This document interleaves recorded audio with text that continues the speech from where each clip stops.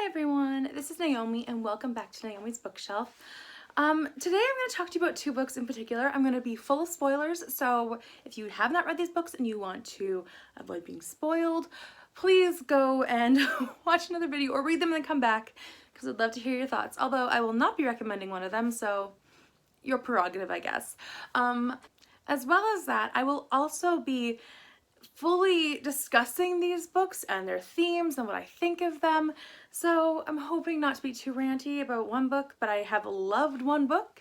I gave it 5 stars, and these are particularly the books I read in Thriller-a-thon in August, and I clearly had a mixed review because these were the 2 books I read for Thriller-a-thon.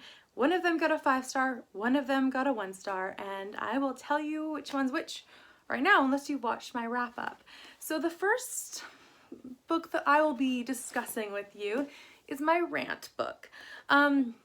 So if you have not read this, actually I'll tell you now.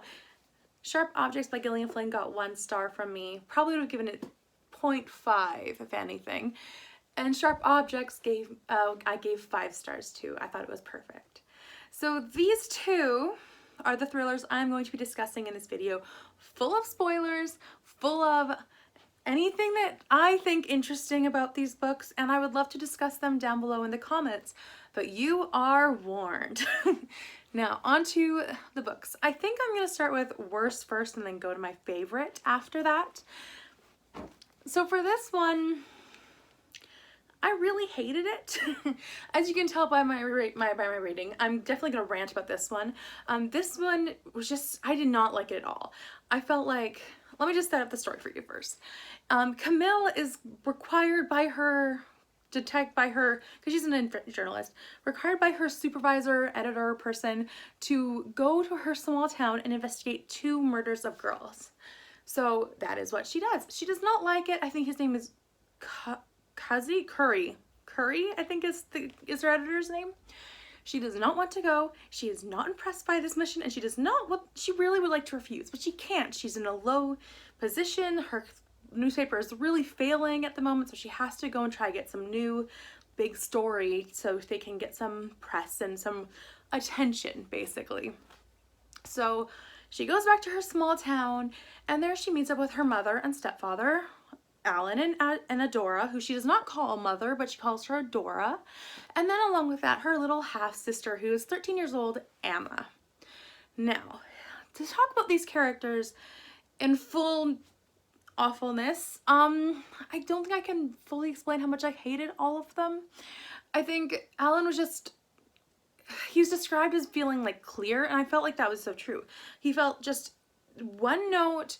He didn't feel like he was there really. He was just falling victim to all the manipulation that was happening in his home by his wife and daughter.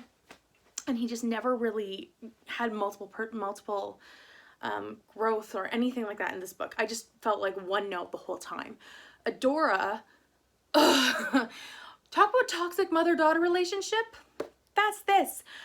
She and Camille absolutely try to get along in some ways just for civility's sake, but they hate each other, I think. Adora is just awful. She is manipulative. She's poisoning her daughters so she can keep getting attention with Munchism.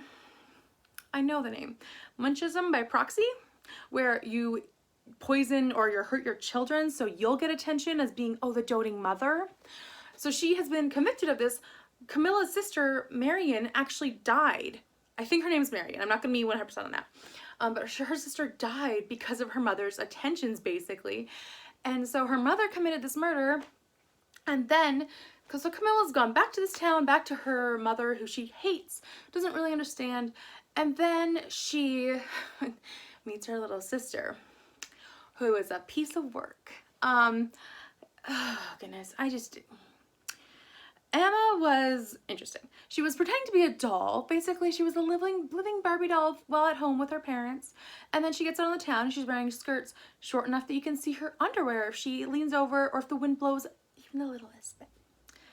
I was not impressed. I thought this was just like, okay, I understand you're trying to make a point here, but I don't like the point.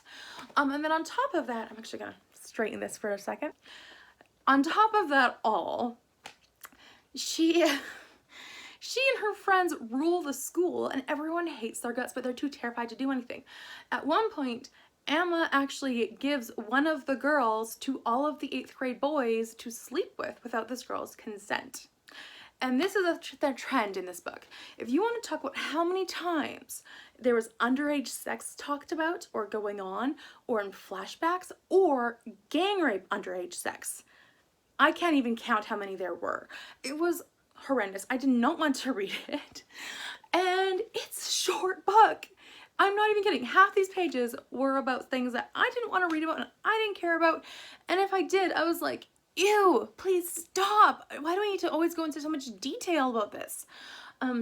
Also, I really didn't like how Emma would suddenly flip the switch and she tried to manipulate Camille into like sleeping with her. Yeah, the incest was potentially a thing. If Camille had gone for it, there would have been incest, basically. And I was like, please say no, please say no. And thankfully there was a no.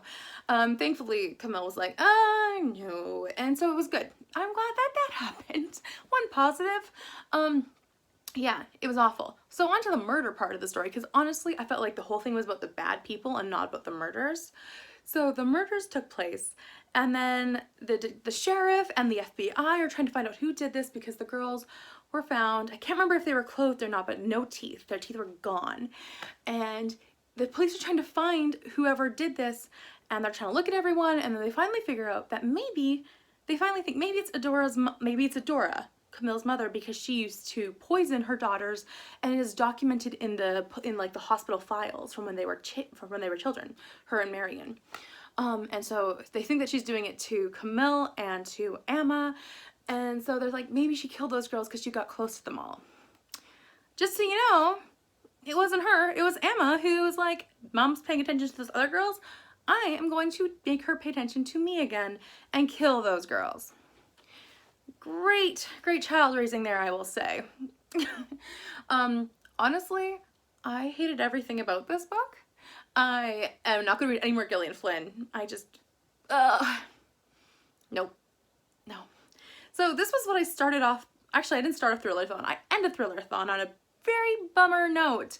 But I'm glad to say this is going away from my shelves and I will not be keeping this book because, oh goodness, never again, never again. The next one that I want to talk about, which I already showed you, is The Silent Patient, and I loved this book. Now, in my review, in my wrap-up, I couldn't really talk about why I love this book so much, because one of my favorite things in a thriller or a mystery is when the narrator is actually the killer, okay? So, in case you, sorry, I did give you fair warnings earlier on, but this book is narrated by the killer. So it's really interesting. So this book is told in two parts. In journal entries by Alicia. Sorry, Alicia. I'm gonna call her Alicia. That's how I've always pronounced that name growing up. Alicia, and she was convicted of killing her husband. However, because she was deemed crazy and mad, they put her in an insane asylum basically, or a mental health place, and psychiatrists are trying to make her talk because she has refused to say a single word. She does not react to anything. She doesn't acknowledge anything. She just sits there, basically. So she is sitting there, living her life for 6 years, not saying a word. Everyone doesn't know what to do with her. They're at their wits' end. When Theo, a new doctor, decides, a doctor decides to apply to work at where she is staying and work with her. Now, Theo is our narrator. Theo is the killer. Okay? Well, killer. Let's get into this. So this told us, so like I said, journal entries from Alicia from before she killed her husband.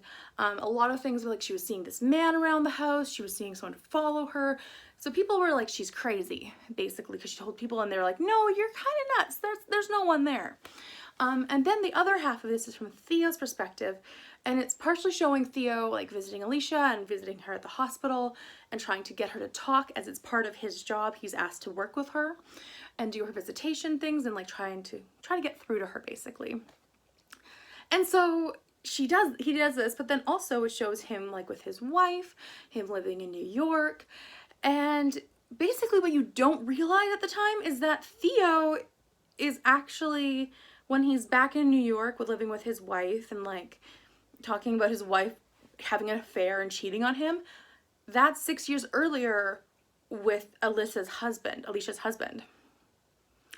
And that's kind of where everything happens. So the man in all of her that she's seeing follow her around is actually Theo. And then the doctor who's trying to help her is Theo. And so she actually opens up to him, she starts talking. And it kind of comes down to this where you don't really realize until the end that he's actually the one responsible for her being put in this position.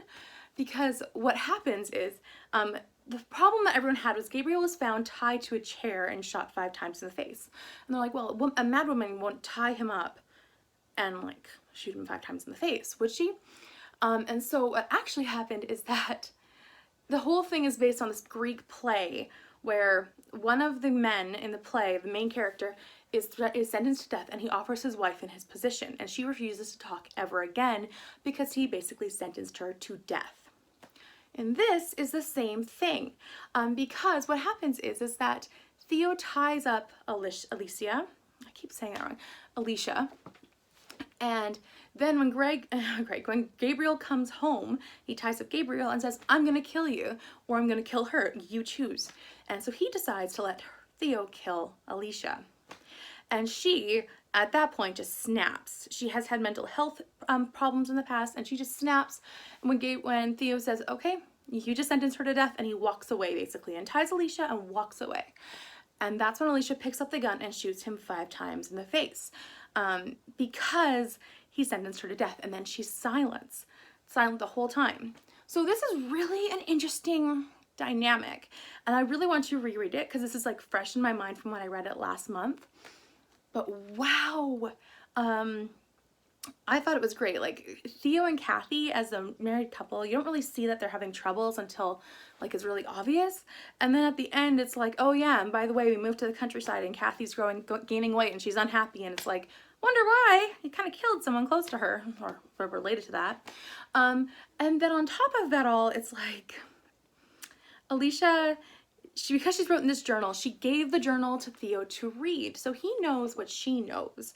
And then he gave it back to her, and she finished writing down her story in it. So she didn't write down the part where Theo was actually responsible for them being in the chairs and whatnot until the end. And then she hid it away in one of her paintings there, because she's an artist. So they did that as one of the therapies to get her to talk. And when they did that, then it was interesting because he started freaking out, knowing that she knows this truth and she's going to tell people, and he's scared that she will. So then he silences her by overdosing her, I think with morphine, was it? With a drug. He basically she puts a puncture wound in her arm and kills her. And then he thinks he got away with it until one of her art buddies opened up her crates a few years later and discovered her journal and handed it over to the police, and the police arrested him because in the journal it says, Theo's going to kill me tonight. He did this already. He tried killing me once and he's going to finish the job. I'm about to pass out. And that's kind of where it ends. I thought it was very well done. I thought the character dynamics were great. There were a few red herrings, which I was like, I think that could have been done a little more in depth. But this is as a debut novel, I was like, so amazing. And I really loved this book. I want to reread it and like catch all the hidden features along the way, but the killer as the narrator, and you don't figure it out, because I've read books where the killer's the narrator and the whole time I was like, something's off with this narrator. I don't appreciate it. Like, I don't understand it. It doesn't make sense to me. And this one, I was like, I didn't know that was happening at all. The twist caught me at the end, and I know some people might have caught it. Not me. I was shocked and I absolutely loved it. So I recommend this one to everyone, but if you've already listened to me talk about it, please, please, please don't spoil anyone else before they read it, because honestly, it's a really good book. I hope you've liked this. I just had a lot of emotions and feelings about both of these books, and I want to share them with you. If you want more videos like these in the future, just let me know in the comments. Also, if you've read these books, please tell me what are your favorite or least favorite parts of them, as I'm sure that we can discuss a lot. And if you have a different opinion than me, like, that's totally fine. I understand that people like different things, and I like certain things, but I don't like all things. So if you loved Sharp Objects but didn't like The Silent Patient, that's fine. I would love to hear your thoughts in the comments below anyways, and I'll see you next time. Bye.